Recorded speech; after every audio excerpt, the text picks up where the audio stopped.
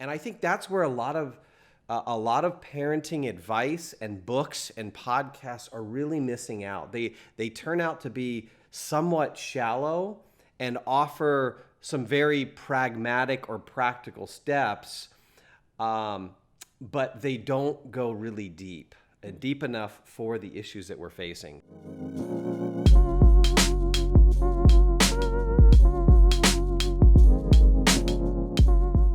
Technology is all around us.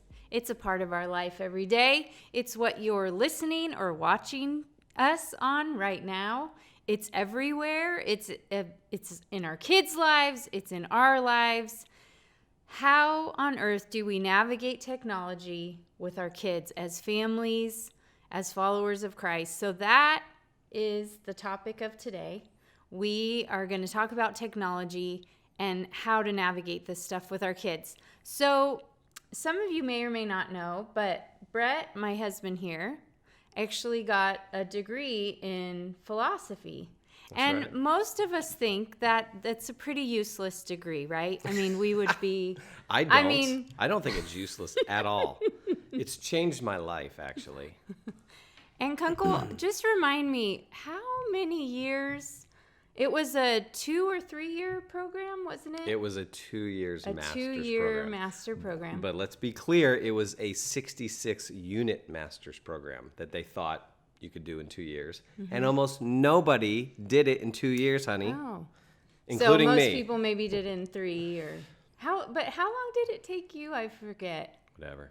10 years.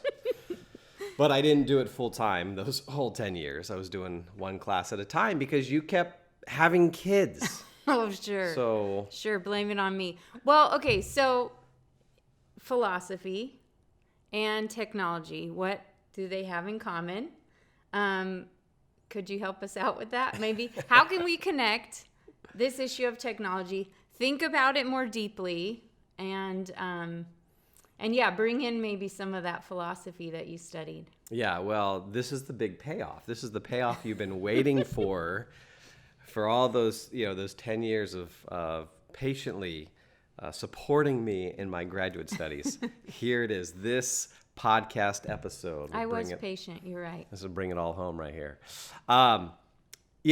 So really this is a part one of a 2-part podcast, because there's no way we're going to talk about all the things that we need to talk about when it comes to technology in a single podcast.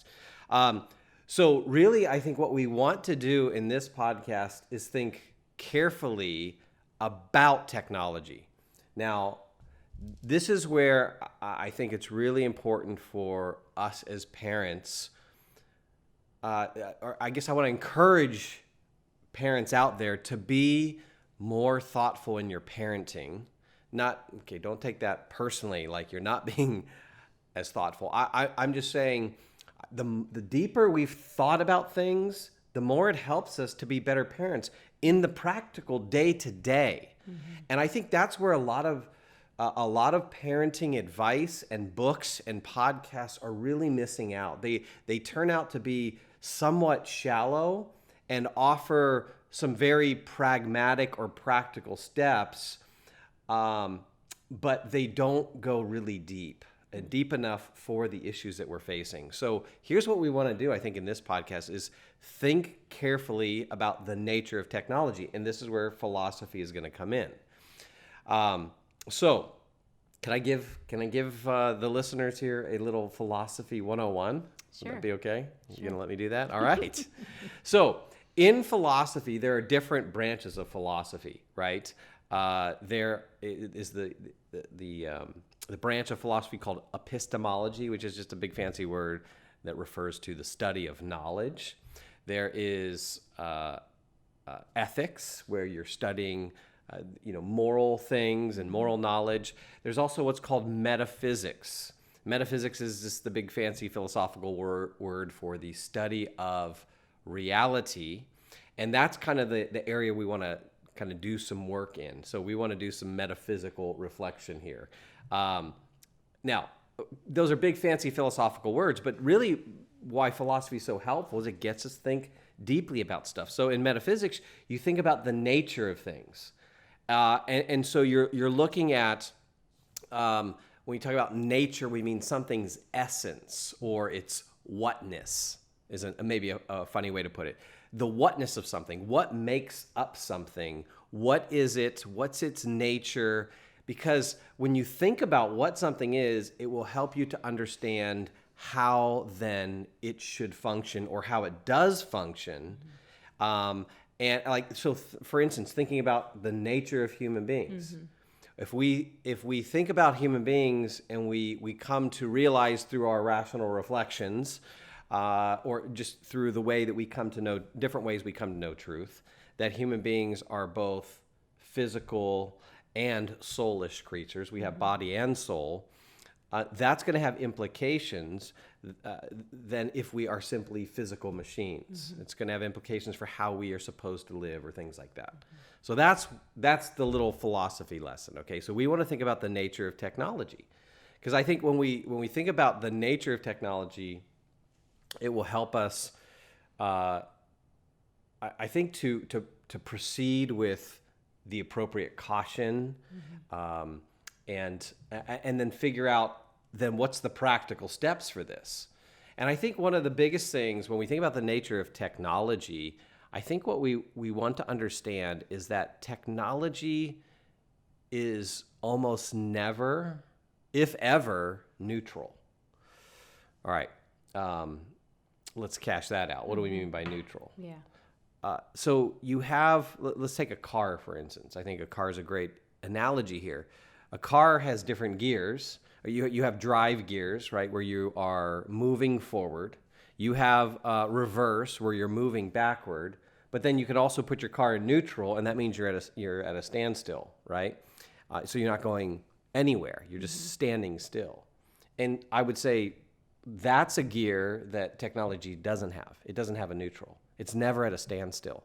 Technology is always pushing us. It's always moving in some direction.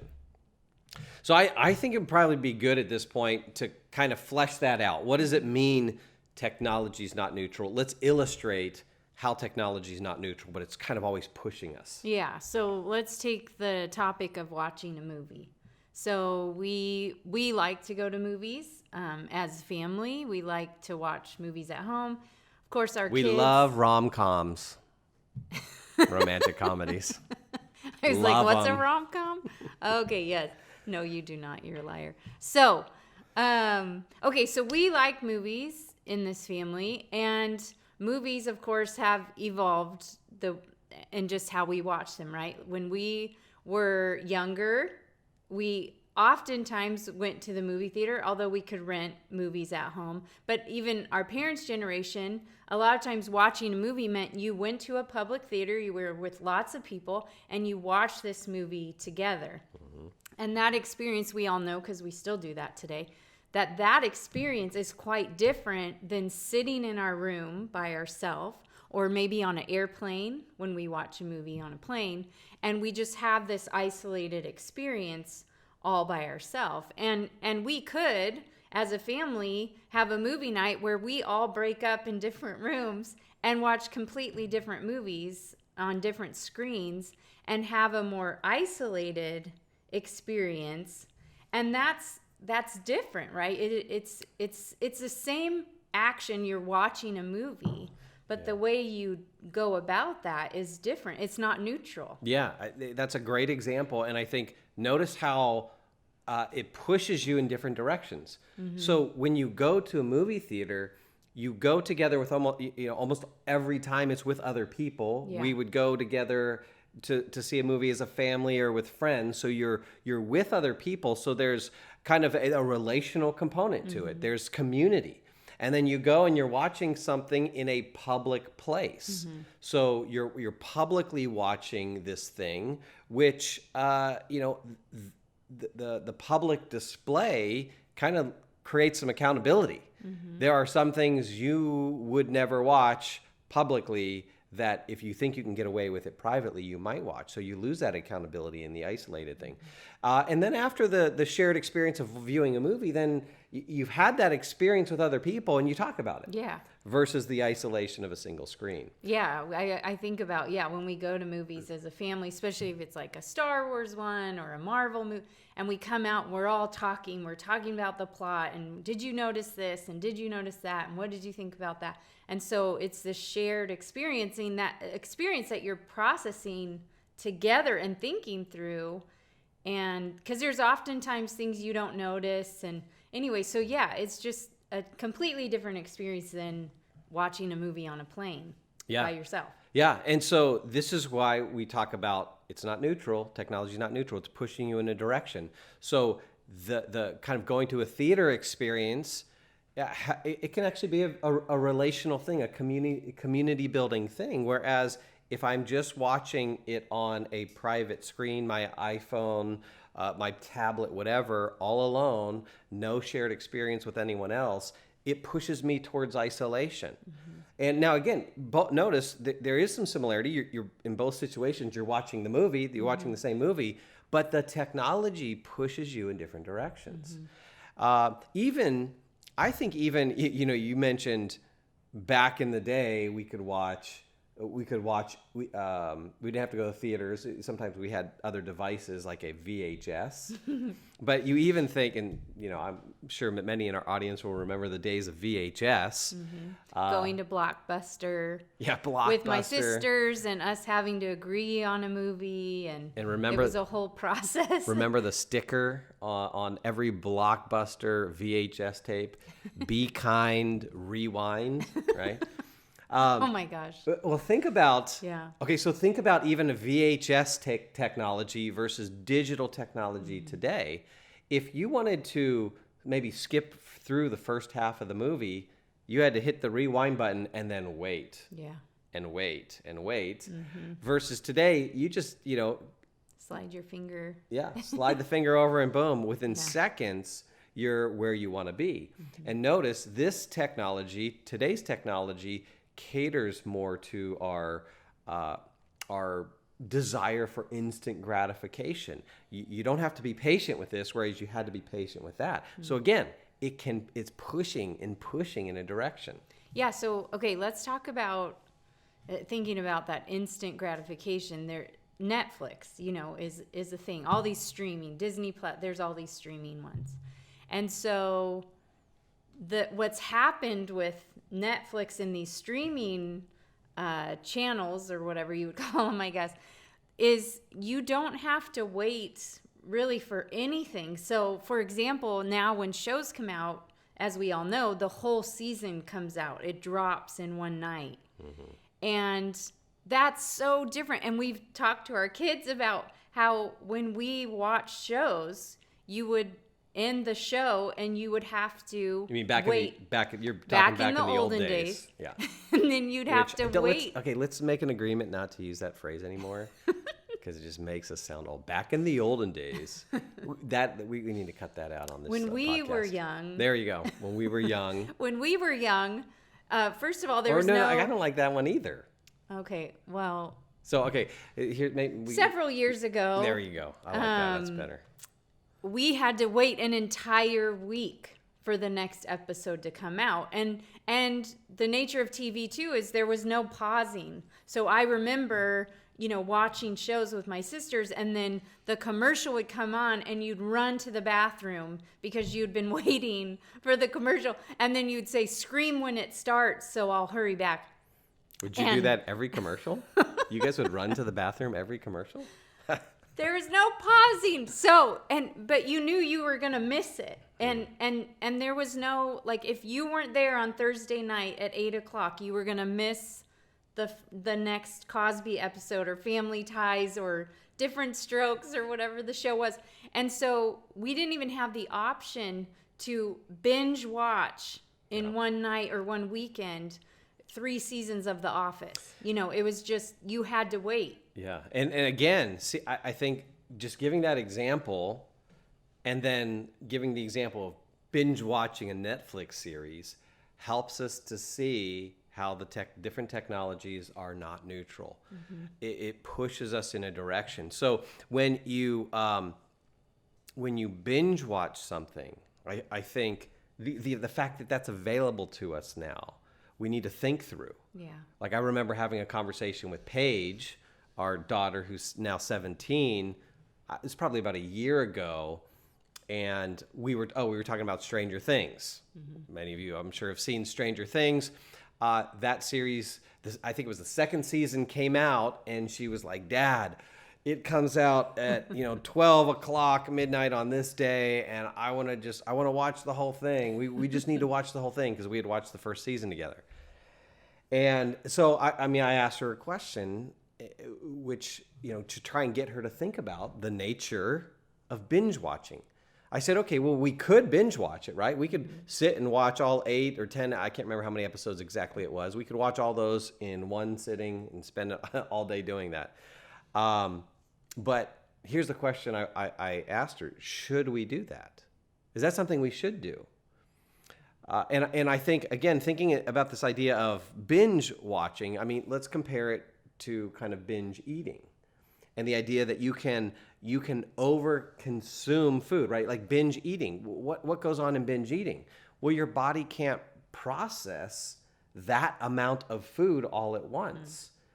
And so my conversation with Paige was, hey, can your mind and heart process all of that information, all of those images at once, right? Because you're just going from episode to episode to episode to episode, and there's no way that you can really process it all and think through it and reflect on it. Because one of the things we want our kids to do as they watch is to be able to protect themselves from some of the false narratives and the false messages and the false ideas that are coming through that screen.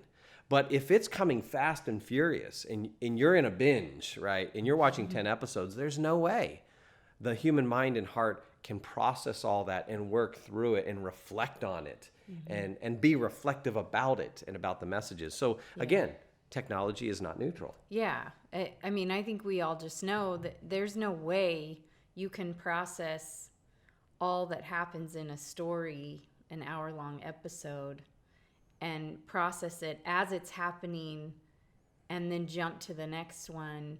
There's just no way. That's how it is.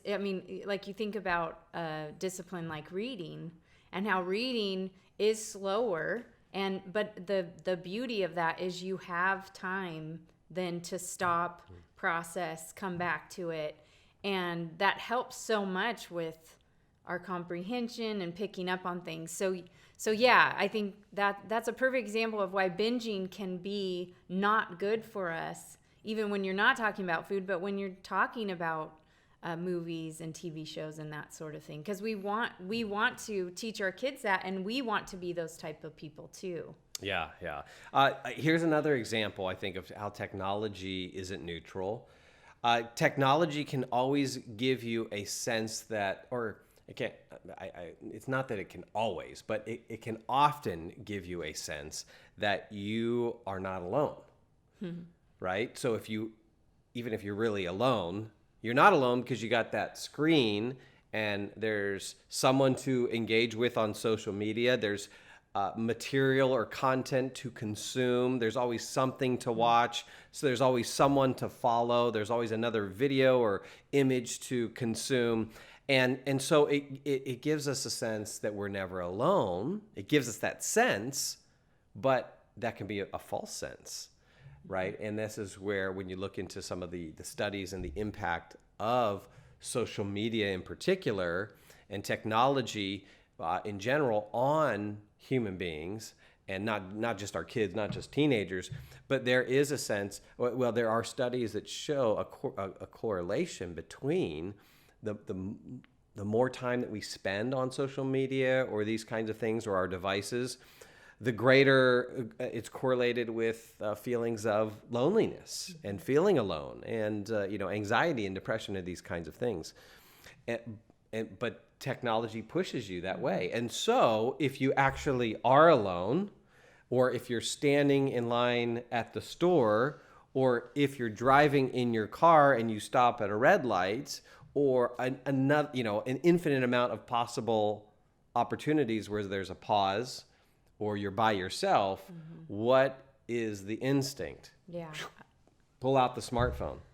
Yeah, I really relate to this, what you're talking about, and I know, I mean, I've talked to you about it, but just candidly, I mean, a couple years ago I realized just myself that when you were out of town traveling, I was more drawn to social media. So I would put the kids to bed, and then I would just feel like normally when we put the kids to bed, they go to bed, then you and I talk, and then when you're out of town, though, it's like I still want that connection. So I'll go on social media, and I noticed I would spend more time on social media when you were out of town. And it wasn't necessarily bad, but I just realized that in myself, and was trying to think about why was I doing that. And it was because I was feeling lonely. I was wanting you home. You weren't home, so I'm in a weird way, reaching out to people, but we know that through social media you're not really connecting with people. It probably would have been better for me to get on the phone and call a friend and talk to somebody. So I know even as an adult that I'm pulled that way when you have empty time, and it's like it pulls you. Yeah, that's a good way. I think it pulls you, it pushes and pulls. We got a couple more examples in our official show notes here. Texting. So texting is something that's not neutral.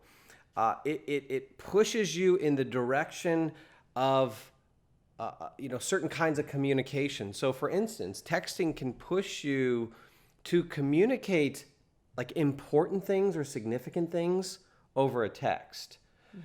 Or it can push you to try and maybe work out, I don't even want to say work out, but maybe communicate conflict or get into conflict over texting. And instead of a conversation, you're saying. Right. It pushes you because there's an ease to texting. Yeah. I can just, I was going to start making the noises. Tick, tick, tick, tick, tick, tick. That's what that funky noise was. But, you can text out a couple of sentences, and it's easy to send that and to deal with an uncomfortable situation over text. And so the ease of that and our preferences maybe to not be in conflict, right? I mean, that's, of course, just pretty natural. But so texting and our smartphones can push us in that direction versus, no, this is a significant issue. This is some conflict. There's a break in the relationship, and I need to go to that person and sit with them face to face. But again, this is where technology is not neutral. It'll push you in this direction and maybe allow you to avoid that difficulty, allow you to avoid that conflict, allow you to ignore the person, right? So then you go back and forth on texting, and then you're ticked off. And so then the next text comes in, and what do? Just ignore them, right? Or block their number or block them on social media. Yeah, and we all understand. I mean, it is easier to do that. It's easy, so it feels tempting. Yeah. And I think with our kids, especially our kids growing up to where texting, all of this is normal. And so I've jokingly said to our kids before, you need to get on the phone and call them like human beings do. You need to have a conversation. This is what human beings do. And so just jokingly reminding our kids, we're humans, we're not machines. Talk to people, especially when conflict comes up or if something needs to be worked out. But talk about it. And I think, we see the effects of this in texting, social media, how people can just easily spit out things that they probably wouldn't say if the person was in front of them, or would be so much better if they were having the conversation with the human being in front of them.